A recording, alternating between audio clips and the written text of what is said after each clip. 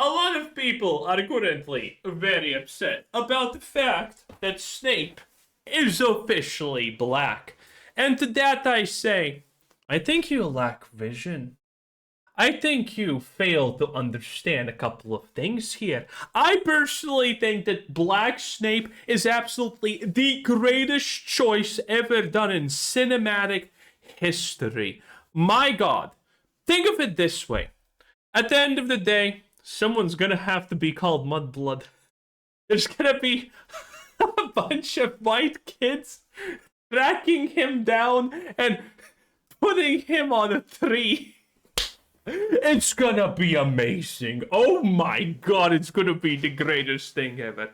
But needless to say, a lot of people are pretty mad because they lack perspective. They lack understanding of how great this decision is gonna be. Harry is gonna, for no reason whatsoever, think that Snape is a thief. It's, oh my god. I could not honestly be happier. I could not, and so many people are gonna see this. So many people are gonna see this because again, Harry Potter is like easily top 5, top 3 greatest franchises of all time, and that's undeniable. Okay, J.K. Rowling is a literal billionaire and someone who makes 200 tweets a day, which is a little bit freaky, but mostly a billionaire. And the only thing that she has done is written a book, okay? You need to understand how absolutely massively successful, known, and many fans of the Harry Potter franchise exist in the world, okay? They are literally amongst us. They are real, okay? They're more common than the average lizard person, and they're pretty common. Alex Jones told me that. In any case, I, for one, am all hands down in love with Black Snape. Oh boy. The Harry Potter series and I have a complex relationship. And if we're lucky, they're gonna give him a Glock. Then my heart will not take it. The books kind of passed me by in the 90s because angsty teenage drinker was more into serious, pretentious fantasy at the time, so I never really fell in love with them and grew up with Harry, Ron and Hermione like so many other people did. Likewise, when the movies came out in the early 2000s, I didn't have any context for whether they I've watched these were so absolutely kick-ass. Were faithful adaptations or not, and I'll be honest here, the quirky, goofy, family-friendly tone of the early films didn't do much to win me over. I didn't hate them or anything, they just weren't really my cup of tea, so I was happy to let the fans get on with it. But I was always kind of curious, because nothing achieves that level of cultural impact without something pretty fucking special to back it up. So, a couple of years ago, I girded my loins. Wait a minute. I hope that Harry Potter gets back in the cultural zeitgeist and people talk about it more, because the Harry Potter world is amazingly dysfunctional. It is like unironically the most dysfunctional thing ever created in fiction, probably. Nothing about it makes sense. I mean, I wouldn't be surprised if there's a video out there explaining how wizards measure time in the stupidest way possible. Okay? And I love it. Nothing about the Harry Potter world makes sense. It's just proves to show that women have no idea how society functions. Based. But other than that, dude, I love the Harry Potter discussions. They're so good. Beard and finally made the time to read the books and find out what all the fuss was about. And damn man, I believe that I finally understood the appeal of Harry Potter. Yeah, J.K. Rowling's absolute abuse of adverbs in her writing can be tough to get through at times. Watch out, Harry, Hermione shouted warningly. I'm telling you man, once you see it, you can never unsee it. But overall, the series was an impressive feat of imagination, and in a way, it did make me appreciate the movies from a whole new perspective. Now I understood just how much depth, world building and complexity they had to cut and condense to fit some pretty fucking enormous books into a 2-hour narrative. What I'm trying to say with all this push is that I greeted the announcement of a new Harry Potter TV series on HBO with about the same level of enthusiasm I'd welcome the installation of a new toilet seat. I mean, it is an improvement, I guess, but is it really going to do anything revolutionary? Oh, this is the best shite I've done in years! On the plus side, all that extra runtime offers the chance to expand on stuff from the novels that either had to be cut or massively simplified. Isn't the Harry Potter thing still supposed to be that it's a one-for-one, pretty much line by line, word by word, dot by dot adaptation of the books? Isn't this supposed to effectively be still J.K. Rowling's legacy after she's long in the dirt? And some activists will celebrate on that dirt because, of course, they will, I mean. But still. Isn't that kind of the thing that's supposed to happen? So, there's going to be a lot of stuff. And obviously, the fact that this is supposed to be a very truthful and faithful adaptation of the book. Yeah, obviously, people are not happy about the Black Snape thing because, I mean, his description in the book is very how do you say not black. Yes, that would be a good way to summarize it. For the sake of movie making, which is nice, I guess. Personally, I would have liked Hagrid to be black.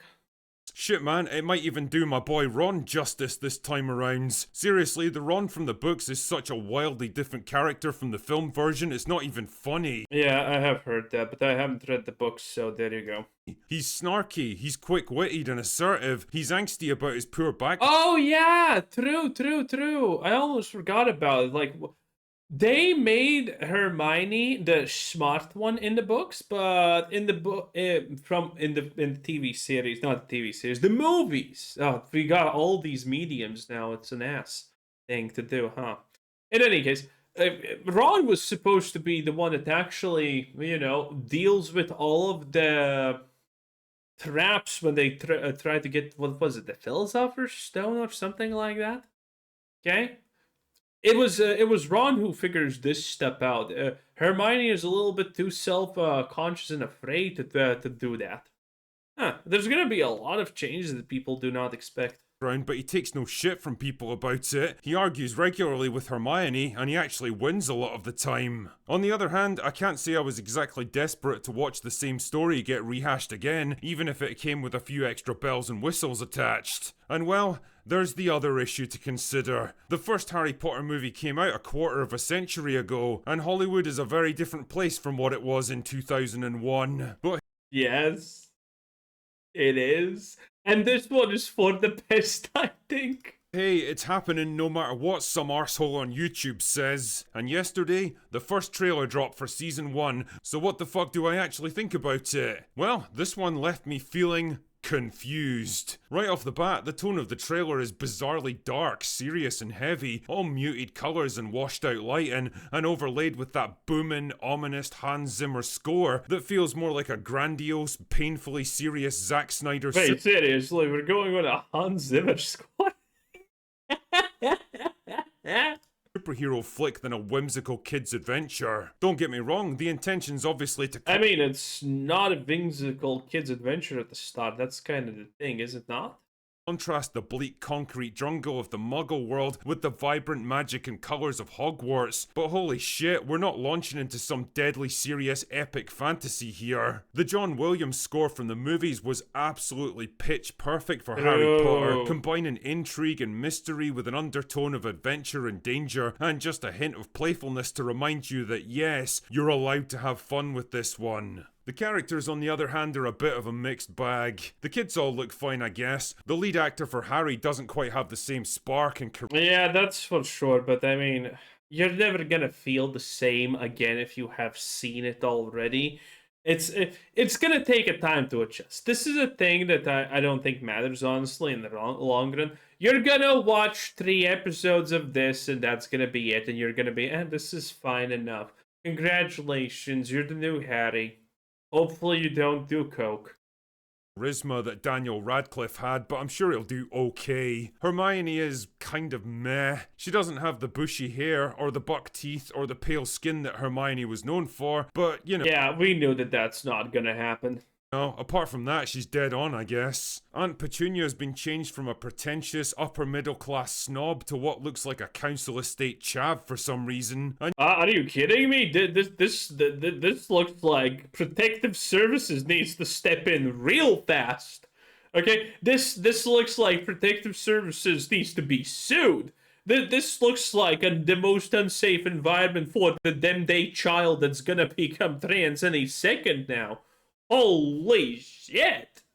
chav for some reason. And yeah, I know that. Maybe it is modern Britain. That's gonna have Americans scratching their heads in confusion, but what can I say? If you know, you know. True. It does seem kind of strange though, because the Dursleys represented a very specific kind of conservative, middle-class British family that's obsessed with appearance and reputation, which puts them exactly at odds with Harry and everything that he represents. If you've ever seen the sitcom Keeping Up Appearances, you'll recognise absolutely everything about them right there. Good. Actually, it almost makes me wonder if old J.K. Rowling was a fan of the show too. The reality though is that the casting in general is probably going to be compared unfavourably to the film franchise. Say what you want about the movies, but the actors they Okay, can we move on to literally Black Snail?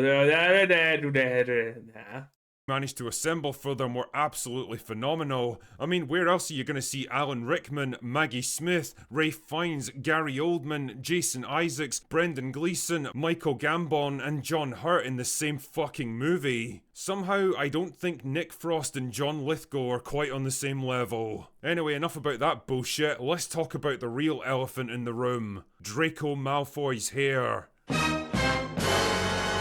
Wow. Seriously, what's with the fucking Gen Z bird's nest resting on his heads? He looks about as intimidating as Patton Oswalt. Oh yeah, and Snape's in the trailer as well. And Come on! I want to watch Snapey! Snapey, please! I'll be honest, I think the casting department did a great job with this one. Apart from the hooked nose, the greasy straight hair, the thin physique, and the pale sallow skin, he's the spitting image of Snape from the books. Give him a Glock, please, and a bag of Doritos. Really?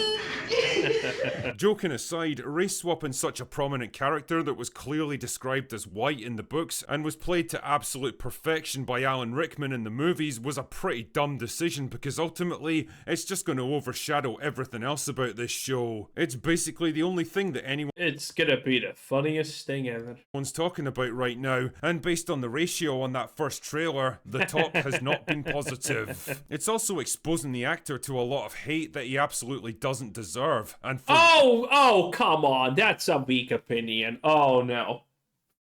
The actor knew what he was doing when he took the role. He knew that he, by taking the role, is cementing himself as what Snape is supposed to be. He knows that he does not resemble him.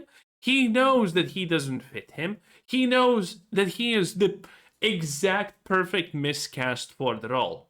And yet he took it. And now he's complaining. Oh, boo-hoo-hoo. You know what? I would have also, as a black trans woman, I would have also taken the role. It's a lot of money, okay? It's a lot of money.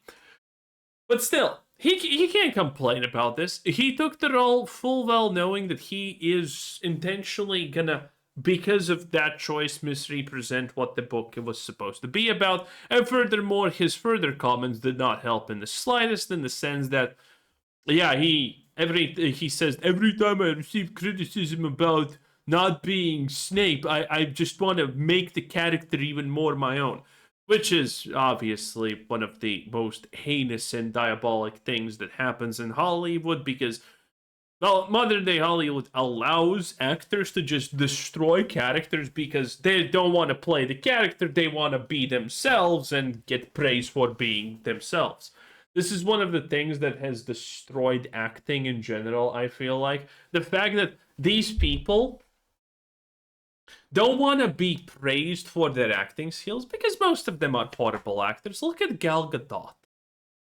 I never honestly saw the appeal in her except her looks, and even those are arguably kind of like, a bit questionable.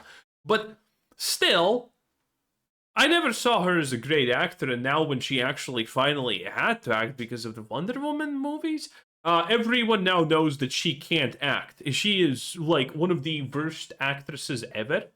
And that's why all of these people just want to be praised for being themselves, and that's why they all want to turn established characters into themselves. Because being an actor is too hard, but they still want to get the praise. What? What does all this accomplish, really? Is it going to improve the show? Will it get more people to watch it? Or does it just become a convenient shield to hide behind so you can dismiss any and all criticism, no matter how valid or well-intentioned, as nothing more than ignorant bigotry? There's a reason most fans let out a collective groan these days every time a new remake or reboot of an old franchise gets announced. Bro. It's because the culture that allowed the original versions to get made the way they were just does not exist anymore. And what we get instead Oh, it exists, but people are afraid. In any case, that was the Critical Drinker 10 out of 10. Bye!